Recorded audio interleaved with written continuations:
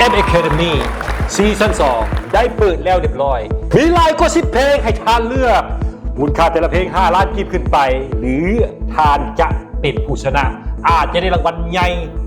HM Academy ซีซั่น2พร้อมแล้วให้พวกท่านสามารถสมัครเข้ามาเด้อซีซั่นนี้มีหลายกว่า10 กว่าเพลงหลายสไตล์เพื่อให้ท่านได้เลือกตรงกับความสามารถและกับความสำนาญของท่านในการขับร้องว่าจะเป็นลูกทุ่งเพลงนำสมัย Rock Orchestra ซึ่งพวกเขาได้แบ่งโหมดเพลงออกเป็นดังนี้ลูกทุ่งมีเพลง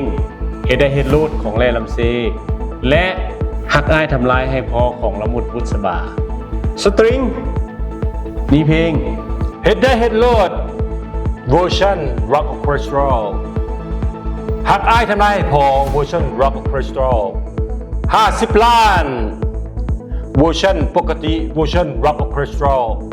คนบ่แมนสำหรับผู้ที่เป็นคอสไตล์อินดี้ผู้ใดที่มักเพลงแรปเพลงฮิปฮอปเขาก็มีให้บ่ต้องรอปานพระเอก Easy Step ถ้ามักเพลงที่ว่าภาษาอังกฤษเขาก็มีให้หรือภาษาอังกฤษล้วนก็ได้ยังบ่พอเขายังเสริมกิจกรรมอื่นๆอีกบ่ว่าจะการ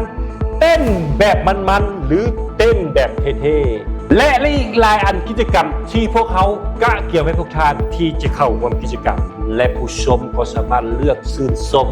ศิลปินของท่านหรือว่านักร้องตัวแบบหรือผู้ที่เข้าร่วมท่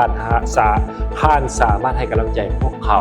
ได้หลายช่องทางไม่ว่าจะเป็นกดไลค์กดแชร์กดวิวแม้แต่กระทั่งเข้าไปที่รับ X ในการให้คะแนนพิเศษแก่กับพวกเขา